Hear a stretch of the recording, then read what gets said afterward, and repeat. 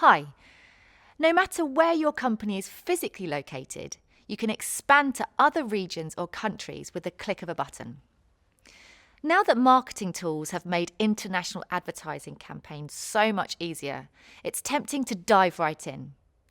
But before you do, stop and think about how you can best serve your new clientele. In this video, we'll look at technical capabilities, managing your supply chain, and what local rules or regulations you may need to follow. Addressing these details will help reduce risks and identify potential issues before you're too far down the line. First, you might want to check how your website performs in the countries where you want to sell products. Some regions may have slower internet connection speeds. Make sure your web pages can load and your site works well in the places where you want to sell.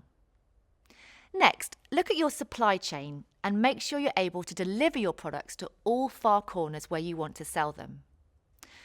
Don't forget to review all taxes and laws affecting businesses in these markets.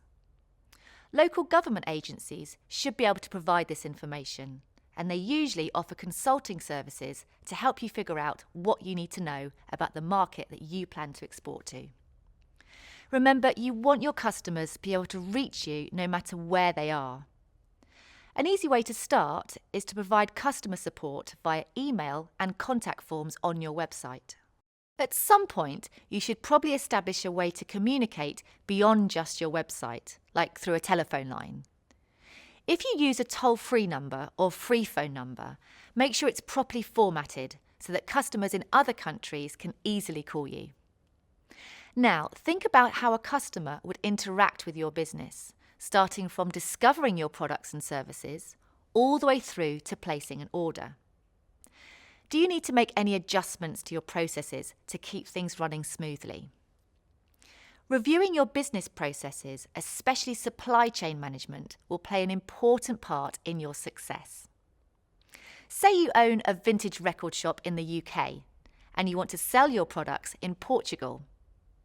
Managing your supply chain might include sourcing local suppliers, factoring in shipping supplies, and determining the most effective way of getting the product to the customer in Lisbon.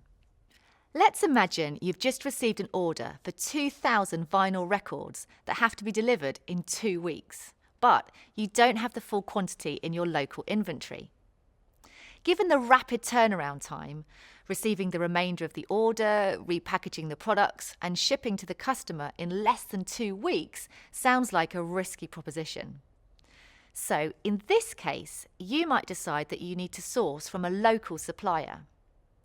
As you look to expand your business into global markets, you'll also need to explore local laws and regulations for doing business in each target area. Beyond any cultural barriers, these legal hurdles can pose challenges in expanding into certain regions or countries. Look at the tax requirements and import and export restrictions for your products and services. Some countries have agreements that may impact tax collection, and additional customs or tariffs could affect your bottom line.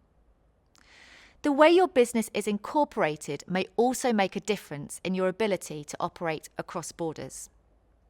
Some countries may require you to register with proper authorities in order to sell there.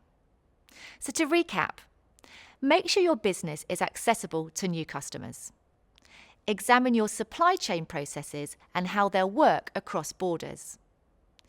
Research legal and governmental regulations that affect doing business. Expanding your markets into new regions and countries may seem like a lot of work, but taking these steps will ensure you're properly set up for success.